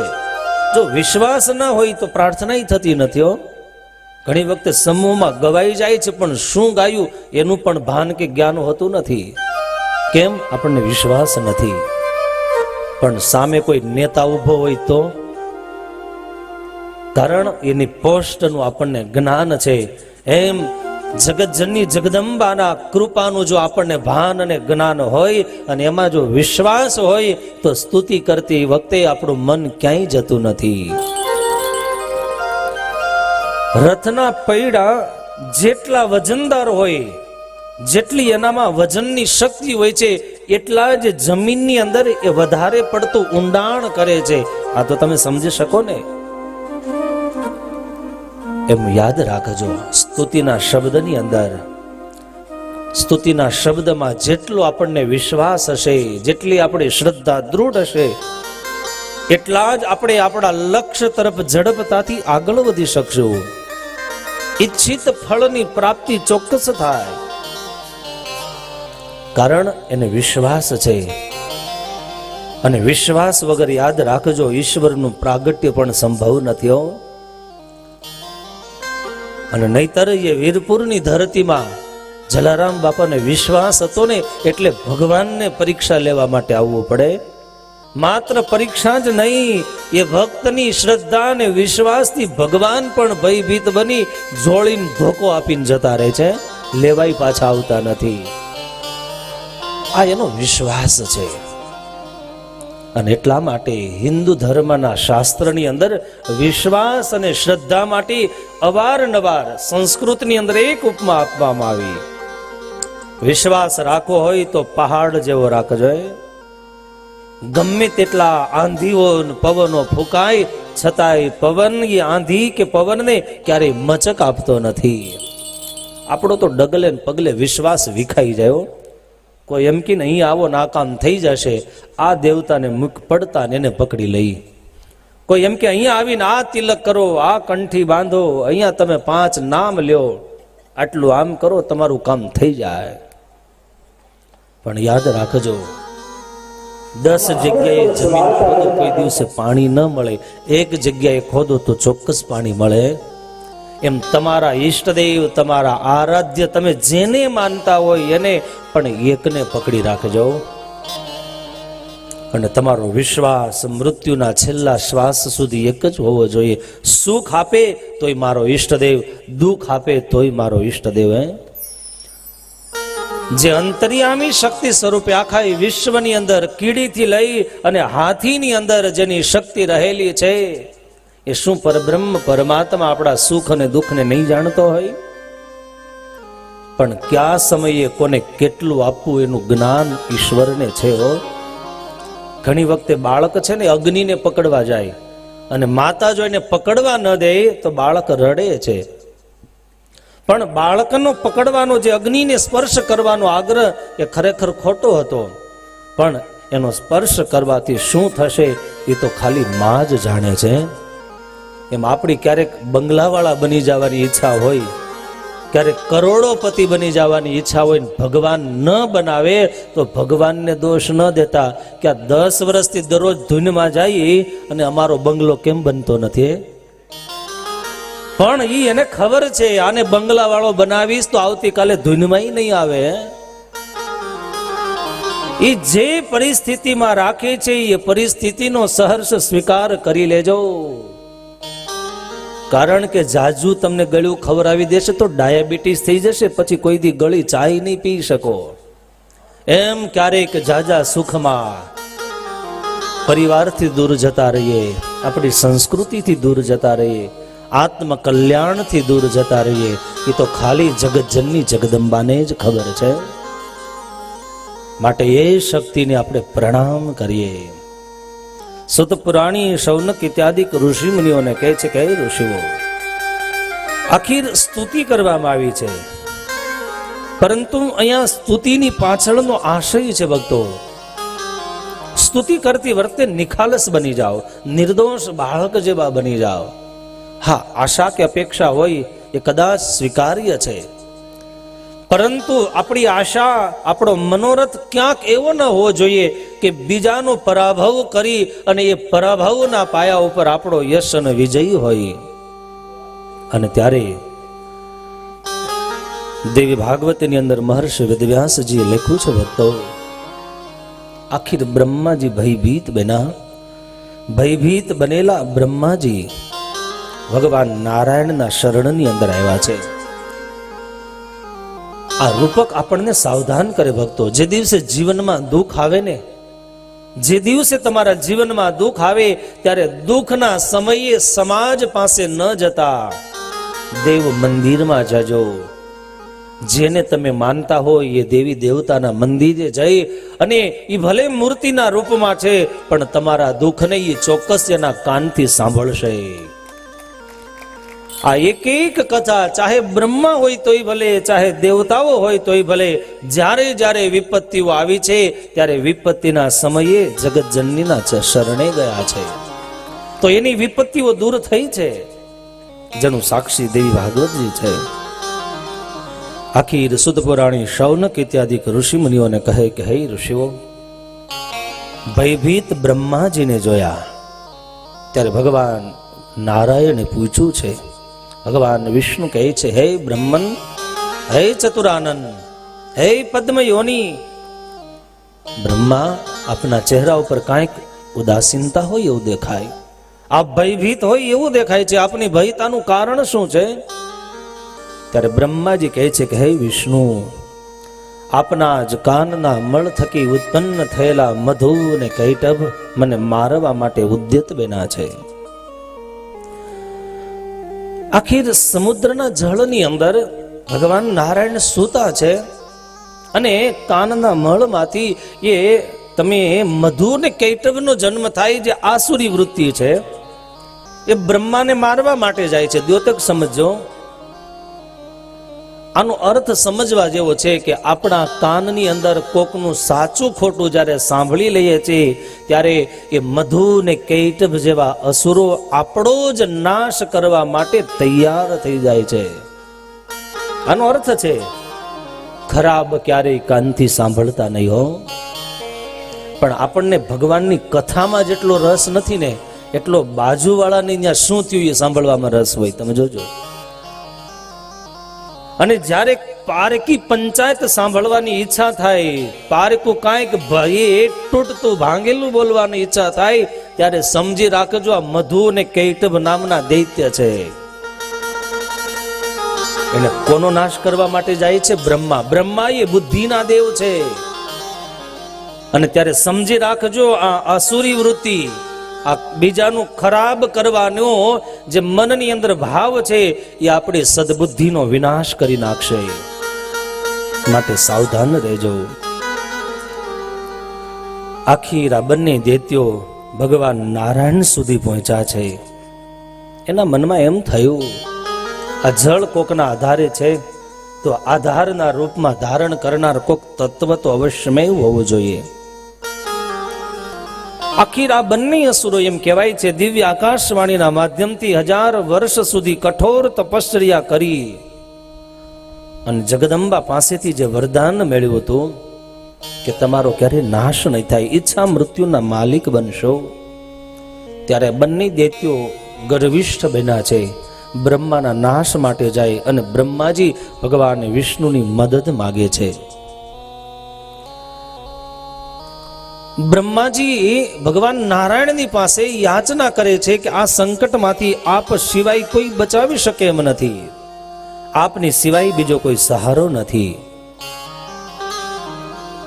આખિર ભગવાન નારાયણે એ અસુરનો વિનાશ કરવા માટે એમ કહેવાય છે કે 1000 વર્ષ સુધી યુદ્ધ થાય છે. એ કથા અહીંયા સુદ પુરાણી શૌનક ઋષિઓને કહે છે. આખીર આ કથાનો હાર્દ બતાવવામાં આવ્યો છે કે મધુ અને કૈટભ એનો વિનાશ થાય, ભગવાન નારાયણ સ્વયં એની સામે યુદ્ધે ચડે છે. એની ઉત્પત્તિની કથા પણ કીધી છે. સુત પુરાણી શૌનક ઇત્યાદિ ઋષિ મુનિઓને કહે છે આ કથાનો યથાર્થ હાર્દ સાંભળવા માટે અધવચ્ચે સ્વયં સુત પુરાણીએ દુર્ગમ દૈત્યના વિનાશની કથા કહેતા માં દુર્ગાના પ્રાગટ્યની કથા કીધી છે. આ દેવી ભાગવતની કથા, આમાં ઘણા બધા એક પછી એક સંવાદો હોય છે. અને ત્યારે મહર્ષિ વેદવ્યાસજી કહે છે કે દુર્ગમ નામનો દૈત્ય મહાબળવાન હતો, ચતુર હતો, પણ એ દુર્ગમ નામનો દૈત્ય હિરણાક્ષના વંશની અંદર જન્મેલો હતો. આખીરે રૂરુ નામનો દૈત્યનો પુત્ર હતો. ધીરે ધીરે મોટો થાય છે. એના હૃદયની અંદર, એના મનમાં એમ એક વિચાર આવ્યો છે કે લાવ હું પણ ઈશ્વર આરાધન કરી અને કંઈક દેવતાઓ પાસેથી યા તો દેવી પાસેથી એવું દિવ્ય વરદાન માગું. આખીર બ્રહ્માજીને પ્રસન્ન કરવા માટે દુર્ગમ નામનો દૈત્યએ સાધના કરી. દુર્ગમ દૈત્યના મનમાં એમ થાય કે આ દેવતાઓને જે કંઈ શક્તિ મળે છે, બળ મળે છે, એ વેદોએ કરેલી સ્તુતિઓના લીધેથી મળે. આ તો દેવતાઓ પૃથ્વી લોકના બ્રાહ્મણો યજ્ઞ કરે છે અને એ જ યજ્ઞના ફળ સ્વરૂપે દેવતાઓ તૃપ્ત થાય છે. દુર્ગમ દૈત્યના મનની અંદર એમ છે, લાવ જઈ અને સ્વર્ગનું આધિપત્ય ભોગવું, દેવતાઓને સ્વર્ગમાંથી દૂર કરવું અને દેવરાજ ઇન્દ્રના સિંહાસન ઉપર બેસી અને સ્વયં હું પણ એ સ્વર્ગનું શાસન કરું. આવા દુરાશયને લઈ અને એ વખતે દુર્ગમ નામનો દૈત્ય છે એ હિમાલયની અંદર જાય છે. હિમાલયની અંદર જઈ અને બ્રહ્માની કઠોર સાધના કરી છે. બ્રહ્માજીને રાજી કરવા માટે વર્ષો વ્યતીત થયા. વર્ષોને અંતે એની કઠિન તપશ્ચર્યાના ફળ સ્વરૂપે સૃષ્ટિના રચયિતા સ્વયં બ્રહ્માજી દુર્ગમ દૈત્ય ઉપર રાજી થયા છે. આ દેવી ભાગવતની કથા તમે સાંભળો એટલે મનમાં એ નક્કી થવું જોઈએ, ચાહે દુર્ગમ હોય તોય ભલે, ચાહે હયગ્રીવ હોય તોય ભલે, કે ચાહે મધુ કે કૈટભ હોય તોય ભલે. આ આસુરી વૃત્તિઓને ધારણ કરનારા, બીજાની સંપત્તિઓ લૂંટી લેનારાઓ, આ પાપિષ્ઠ પણ જો ઈષ્ટ તત્વની આરાધના કરતા હોય અને ભગવાન જો એના ઉપર રાજી થતા હોય તો આપણા જેવો મૃત્યુ લોકનો માનવી શુભ આશયથી, સારા વિચારથી, આત્મ કલ્યાણ માટે જો ઈશ્વર આરાધન કરવામાં આવે તો ભગવાન પ્રસન્ન થાય કે ન થાય? હે, કે હજી તમને તમારા ઉપર વિશ્વાસ નથી? ચોક્કસ થાય. જો અસુર ઉપર થતા હોય અને આસુરી વૃત્તિઓ ઉપર થતા હોય, દુર્વૃત્તિઓ કરનારાઓ ઉપર જો ભગવાન રાજી થતા હોય તો આપણા ઉપર કેમ ન થાય? પણ આપણી સાધનાનો પાયો મજબૂત બને, સાધનાના સૂરની અંદર આપણો વિશ્વાસ બળે. આ કથાના શ્રવણ પછી આપણું મન સ્થિર બની, ધીર બની, ગંભીર બની અને પરમ તત્વના સ્વરૂપની અંદર ક્યાંક વિશ્વાસ વાળું બને. એના માટે આ દિવ્ય કથાઓ કહેવામાં આવી. આખી દુર્ગમ દૈત્યએ બ્રહ્માને રાજી કર્યા. બ્રહ્મા રાજી થયા. રાજી થયેલા સ્વયં બ્રહ્માએ દુર્ગમ દૈત્યને કીધું છે, દૈત્ય માગ, તારી જે ઈચ્છા હોય એ તારા સંકલ્પને હું ચોક્કસ પૂરા કરીશ. દુર્ગમ દૈત્યએ બ્રહ્માજીના ચરણમાં વંદન કરી, મસ્તક ઝુકાવી, પ્રપન્ન બની પ્રણામ કરી અને કહ્યું છે, હે બ્રહ્મન, આપ જો મારી સાધનાના ફળ રૂપે પ્રસન્ન થઈ અને મને વરદાન દેવા માંગતા હોય તો હું આપની પાસે વરદાન માંગુ છું કે જે વેદો છે એ કૃપા કરીને વેદો મને આપી દો. કારણ કે વેદ મંત્રોને લીધેથી દેવતાઓ રૂષ્ટપુષ્ટ બન્યા છે. મારે દેવલોક ઉપર, અમરાવતી ઉપર, સ્વર્ગ ઉપર આધિપત્ય જમાવવું છે. અને આખીર ભક્તો સ્થિતિ એ સર્જાઈ. દુર્ગમ દૈત્યને બ્રહ્માજીએ તથાસ્તુ કહી અને આશીર્વાદ આપી દીધા છે, જા દુર્ગમ, તારો સંકલ્પ પૂરો થશે. બ્રહ્માજી દુર્ગમ દૈત્યને વરદાન આપીને અદૃશ્ય થયા. દુર્ગમ દૈત્યને વરદાન મળ્યું છે અને એ વરદાનથી ગર્વિષ્ઠ બનેલા દુર્ગમે, એમ કહેવાય છે, ધરતી ઉપર હાહાકાર મચાવ્યો છે. ધીરે ધીરે વેદના મંત્રો ધીરે ધીરે એ ક્ષીણ થવા લાગ્યા. ધરતી ઉપરથી સત્કર્મની જે વૃદ્ધિ થવી જોઈએ એની બદલે વિનાશ થવા લાગ્યો. બ્રાહ્મણો સ્નાન, સંધ્યા, નિત્ય કર્મ, શ્રાદ્ધ, જપ, તપ આ ધીરે ધીરે ભૂલવા લાગ્યા છે. ધરતી ઉપર સ્વાહા સ્વાહા કઈ યજ્ઞ કુંડની અંદર જે આહુતિઓ અપાતી હતી એ ધીરે ધીરે વેદો દુર્ગમ દૈત્યને મળ્યા છે, મંત્રની શક્તિ જતી રહી. યજ્ઞો બંધ થવા લાગ્યા. યજ્ઞો બંધ થવાથી દેવતાઓને મળતો જે ભાગ હતો, પુણ્યનું ફળ હતું, એ ધીરે ધીરે ક્ષીણ થવા લાગ્યું. ધીરે ધીરે દિવસો જતા દેવતાઓ દુર્બળ બન્યા છે. દેવતાઓ દુર્બળ બનેલા જોઈ અને દુર્ગમ દૈત્યએ સમય સૂચકતા વાપરી, બુદ્ધિનો ઉપયોગ કરી અને દુર્ગમ દૈત્યએ સ્વર્ગમાં જઈ અને દેવતાઓ ઉપર સામ્રાજ્ય જમાવી દીધું છે. આખી દુર્ગમ દૈત્યની શક્તિની સામે દેવતાઓએ હાથ જોડવા પડ્યા. દેવતાઓ સ્વર્ગના સીમાડાઓ છોડી હિમાલયની ગુફામાં અત્ર તત્ર જઈને છુપાવા લાગ્યા છે. અમૃતના પીનારા અમર બનેલા અમરાવતીના અધિકારી આજ સ્વયં દેવતાઓએ સ્વર્ગના સિંહાસનો ખાલી કરી દીધા. દુર્ગમ દૈત્ય સ્વર્ગનો રાજા ઇન્દ્ર બની ગયા.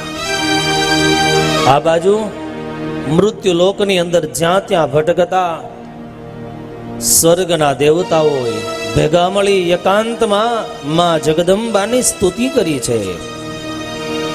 માં જગદંબાને મસ્તક ઝુકાવી પ્રપન્ન થઈ પ્રણામ કરી અને આર્તનાદથી પોકાર્યા છે. પણ જોજો, ભગવાનને પોકારવામાં જ્યારે દુખી માણસ ભગવાનની સ્તુતિ કરે ત્યારે એનો સ્તુતિનો સુર જુદો હોય છે. અને પૈસા જ્યારે ખિસ્સાની અંદર દબદબો હોય અને પછી ભગવાનના મંદિરમાં જઈને જે શબ્દ બોલીએ એ શબ્દનો ભાવ અલગ હોય છે. પછી ત્યાં લગભગ ફોર્માલિટી જેવું થઈ જતું હોય. પરંતુ આપત્તિ અને વિપત્તિના સમયે ઈશ્વરનું જ્યારે આરાધન થાય છે ત્યારે આરાધનનો સુર એ આર્તનાદ નાભી પ્રદેશમાંથી નીકળતો હોય છે. અને એટલા માટે દેવી ભાગવત ભક્તો સાક્ષી પૂરે છે.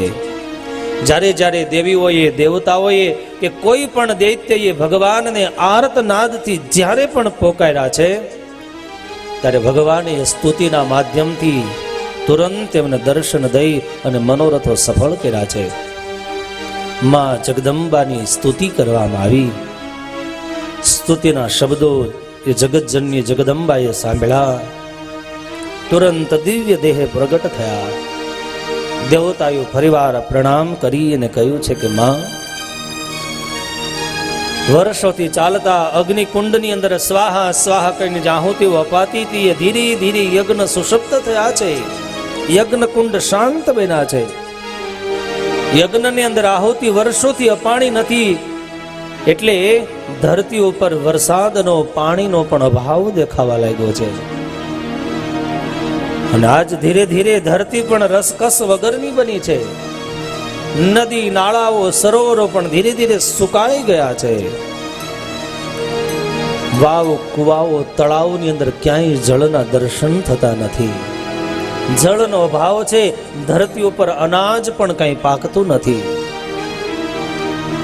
ધીરે ધીરે ધરતી ઉપરના જે રસો અને કસો હતા એ ધીરે ધીરે રસો રસા તાળની અંદર પ્રવેશવા લાગ્યા છે.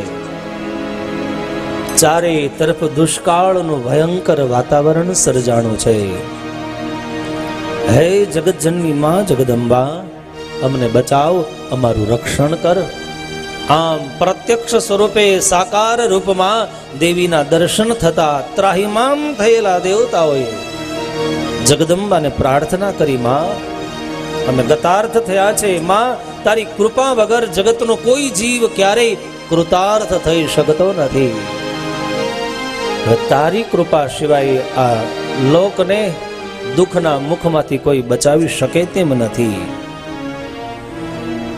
દૈત્યના હાથમાં ગયેલા એ વેદોને માં તું કૃપા કર તો ફરીવાર અમને મળે. માં, તારી કૃપા વગર આ કામ સંભવ નથી. દેવોની સ્તુતિથી દેવી પ્રસન્ન થયા. અનંત નેત્રો રૂપના ધારણ કર્યા છે. સહસ્ત્ર નેત્રો એ માએ ધારણ કર્યા. જે નેત્રની અંદર સુંદર મજાનું કાજળ આંજવામાં આવ્યું છે. કરુણામયી માએ હજારો નેત્રો ધારણ કરતા એમ કહેવાય દેહનો વર્ણ પણ શ્યામ કાજળ જેવો બન્યો છે. અને એ જ વખતે દિવ્ય જગદંબાએ પોતાના અસંખ્ય નેત્રોમાંથી સહસ્ર જળની ધારાઓ આ ધરા ઉપર વરસાવી છે. હજારો વર્ષથી ધરતી જે જળની આશા રાખતી હતી, જળના અભાવે જે ધરતી રસકસ વગરની બની હતી, જેમ અન્ન વગરનો માણસ પ્રાણનો ત્યાગ કરી દે એમ માના નેત્રમાંથી કરુણામયી અમૃતની ધારાઓ ધરતી ઉપર વરસવા લાગી છે. સર્વમંગલમાંગલ્યે શિવે સર્વાર્થ સાધિકે શરણ્યે ત્ર્યંબકે ગૌરી નારાયણી નમોસ્તુતે નારાયણી નમોસ્તુતે. માના નેત્રમાંથી વરસતી સહસ્ર અમૃતની ધારાઓ ધીરે ધીરે નદી નાળાઓ છલકાવા લાગ્યા. માના કરુણામય અમૃતના સ્પર્શથી ધરતી રસવાળી બની. અનેક રસો ઉત્પન્ન થયા. આજ ધરતીની અંદર ફરીવાર નવા પ્રાણનો સંચાર થયો. કંદમૂળો ફળ ઇત્યાદિ પાક્યા છે. માના અસંખ્ય નેત્રોને લીધેથી સતાક્ષી તરીકે એ માને સંબોધવામાં આવી. ધરતી ઉપર શાકભાજીઓ પુષ્કળ માત્રામાં થયા અને એટલા માટે એ દેવીને શાકંભરી કહી અને દેવતાઓ એનું સંબોધન કર્યું છે. આ વાતથી દુર્ગમ નામનો દૈત્ય પરિચિત થયો. એને જાણવા મળ્યું આ ધરતી ઉપર શતાક્ષી શાકંભરીનું પ્રાગટ્ય થયું અને માં શાકંભરીની સામે યુદ્ધ કરવા માટે જેને પોતાના બાહુબળ અને બ્રહ્માના વરદાનનું અત્યધિક અભિમાન છે, આવો દુર્ગમ નામનો દૈત્ય શાકંભરીની સામે લડવા માટે રોષથી ભરાઈને આવે છે. મહાશક્તિની સામે યુદ્ધ માટે લલકાર કર્યો છે. એ વખતે બ્રાહ્મણો ભયભીત બન્યા. ભયભીત બનેલા બ્રાહ્મણો માં શાકંભરીની સમક્ષ ગયા છે.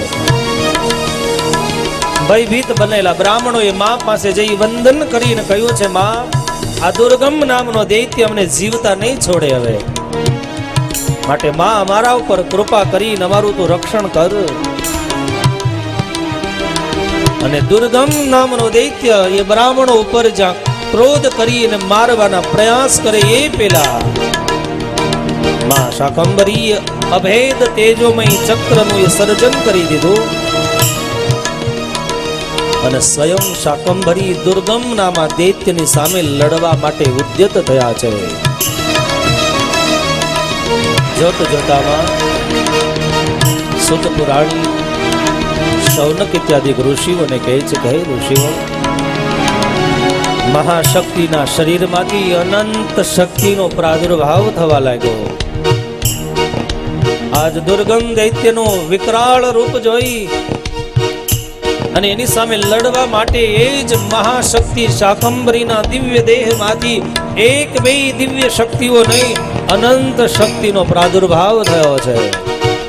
હે સુરવર વશિની દુર્ધર દર્શિની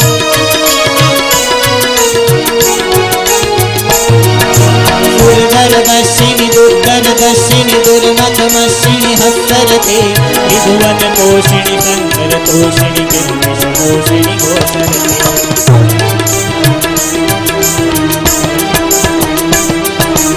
अनुजनी रोषिणी दिति सुत रोषिणी उपजनी रोषिणी दिति सुत रोषिणी दुर्मद शोषिणी सिंधु सुते जय जय जय महिषासुर मर्दिनी रम्यकपर्दिनी शैल सुते जय जय जय महिषासुर मर्दिनी रम्यकपर्दिनी शैल सुते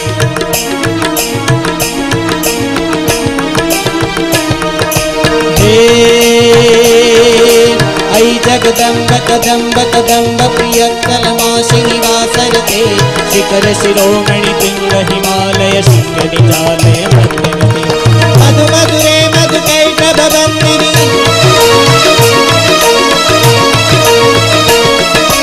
मधु मधुरे मधु कैटभ बंदिनी कैटभ नंदिनी वासरते जय जय जय महिषासुर मर्दिनी रम्यकपर्दिनी शैलसुते जय जय जय महिषासुर मर्दिनी रम्यकपर्दिनी शैलसुते.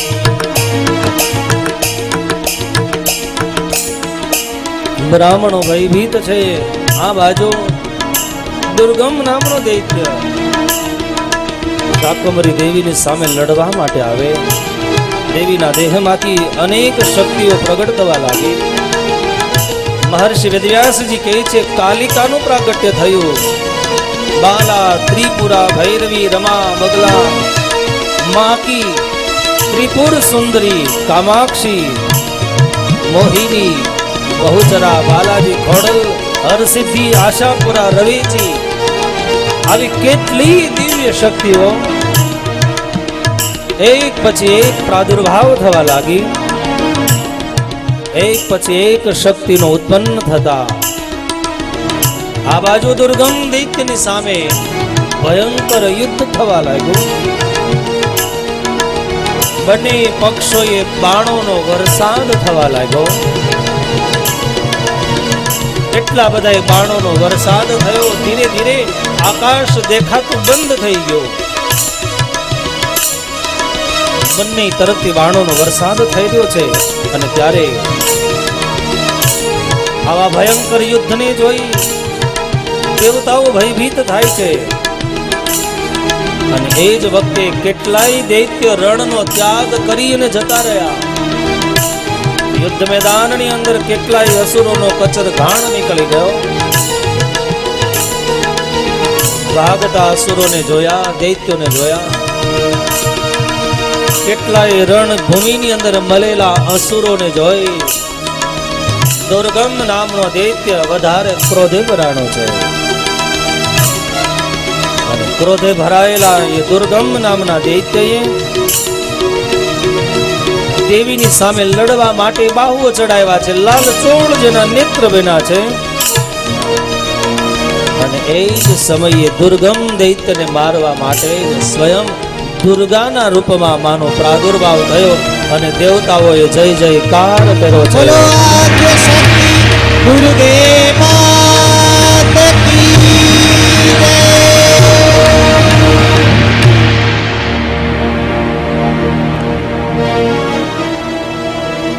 આદ્ય શક્તિના માધ્યમથી, દુર્ગાના માધ્યમથી ન જીતી શકાય એવો દુર્ગમ દૈત્યનો વિનાશ થયો. સુત પુરાણી ઋષિઓને કહે છે કે હે ઋષિ મુનિઓ, આ એક અસુરના વિનાશ માટે એક બે શક્તિના પ્રાદુર્ભાવની અસંખ્ય દેવીઓના પ્રાદુર્ભાવ થયા. આખિર આ કથા મધુકૈટભના વિનાશ માટે અહીંયા મહર્ષિ વેદવ્યાસજી જન્મે જઈને કહે છે. પણ આનો આશય, આ ચરિત્રનું માધ્યમ બહુ સુંદર રીતે વર્ણવવામાં આવ્યું છે. આ એક અસુર હતો, જે અસુરનો માં દુર્ગાએ તો નાશ કર્યો. પણ આપણા જીવનના છેલ્લા શ્વાસ સુધી કેટલી બધી આશાઓ અને અપેક્ષાઓ નામનો આપણા જીવનની અંદર દુર્ગમ નામનો દૈત્ય રહે છે. એ એક બે શક્તિઓ નહીં, એક બે વર્ષની શક્તિઓ નહીં, અનંત વર્ષોની શક્તિઓનો આપણો ક્ષીણ કહેતા વિનાશ કરી નાખે છે. અને ત્યારે ધરતી સુકાઈ જવી, નદી નાળાઓ સુકાઈ જવા, ધરતીમાંથી રસકસ જતો રહેવો, આનો આશય બહુ સુંદર છે. જ્યારે માણસ આશાઓ અને અપેક્ષાઓથી બંધાઈ જાય છે ત્યારે યાદ રાખજો, જીવનનો રસ સુકાઈ જાય છે. જેમ જીવન આ શરીરને ટકાવવા માટે જેમ અન્ન અને જળ છે, અન્ન જળના અભાવે કોઈ શરીર કોઈનું ટકી નથી શકતું, એમ જાજી આશાઓ, જાજી અપેક્ષાઓ માણસને દિવ્ય આનંદનો જે અનુભવ છે એ ધીરે ધીરે જીવનનો આનંદ છીનવાઈ જાય છે. અને એટલા માટે આપણી ઓકાત કરતા વધારે ક્યારેય કોઈ દી આશા ન રાખતા. જે દિવસે મહાન બનવાની ઈચ્છા થાય ને તે દિવસે ક્યારેક દર્પણમાં તમારું મોઢું જોજો કે આપણી ઓકાત કેટલી છે. જાજી આશાઓ જીવનના રસને સૂકવી નાખે છે. નહીતર જીવન યાદ રાખજો, વેદો અને ઉપનિષદો એ માનવ શરીરને અમૃતસ્ય પુત્રાહાય, આપણે સામાન્ય નથી, અમૃતના વારસદાર છે. જેના જીવનની અંદર અમૃતનો રસ ભર્યો હોય એ માણસ નિરસ કેમ બની જાય? આ માનવ શરીર રૂપી યાદ રાખજો અમૃતનો કુંભ છે. આમાં ઈશ્વર કૃપાનું અમૃત છલોછલ ભરેલું છે. પણ ક્યારેક આપણા જીવનનું દુર્ભાગ્ય એ હોય છે ભક્તો કે ન આંબી શકાય એવી આશાઓના મોટા મોટા મહેલો ચણી દેતા હોઈએ છીએ. આશાઓ જ્યારે અધૂરી રહી છે ત્યારે અમૃતથી આપણે વંચિત બની જઈએ છીએ. ક્યાંક સત્તાની આશા, ક્યાંક સંપત્તિની આશાઓ. આ આશાઓ અને અપેક્ષાઓ યાદ રાખજો બુદ્ધિ જેવી છે.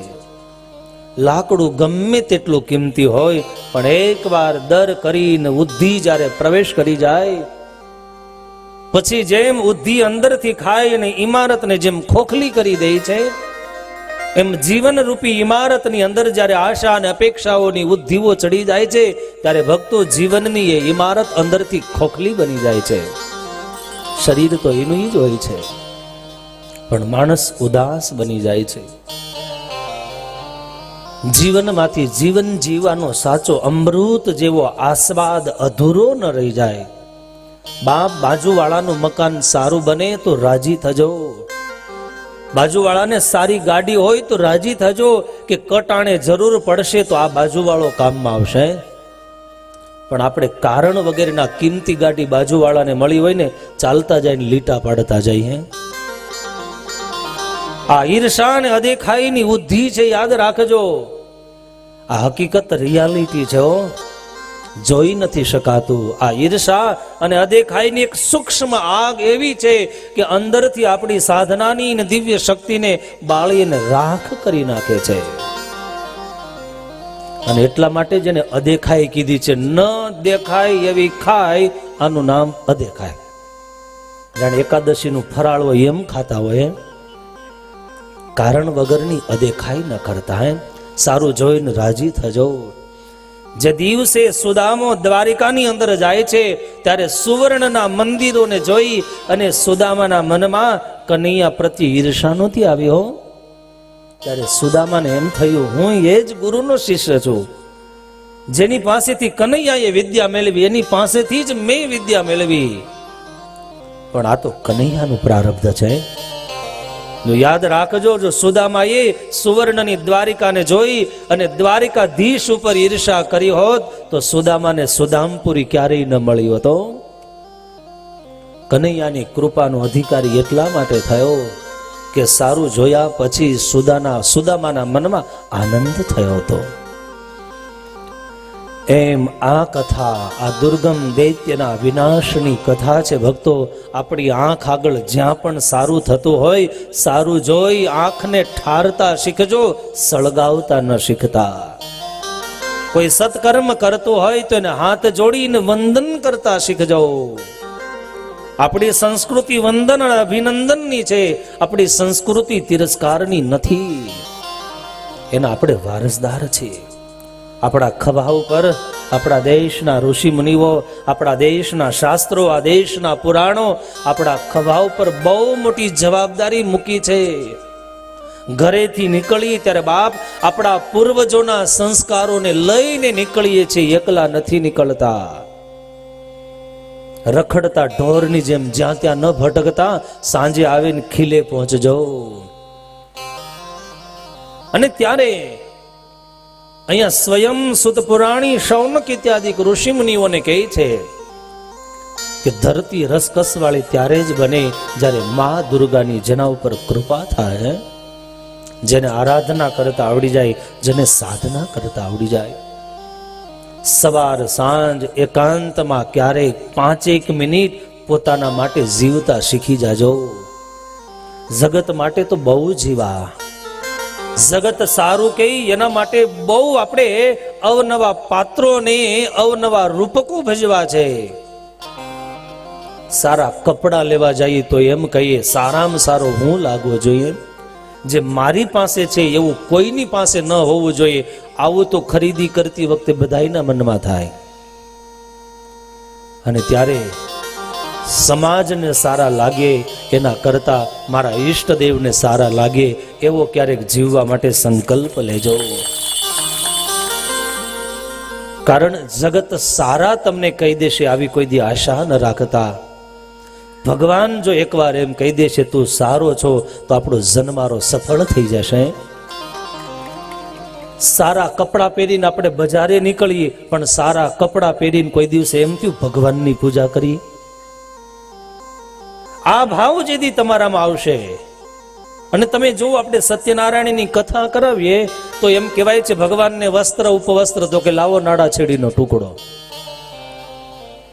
આપણી ધોતી માટે કોઈ દી બાંધછોડ કરી, આપણે સારા વસ્ત્ર માટે કરી, તો ભગવાનને દેવાનું થાય ત્યારે આપણે એમ કે નાડા છેડી ચાલે, ચોખાના દાણા ચાલે, ભગવાનની મૂર્તિ માટે સોપારી ચાલે.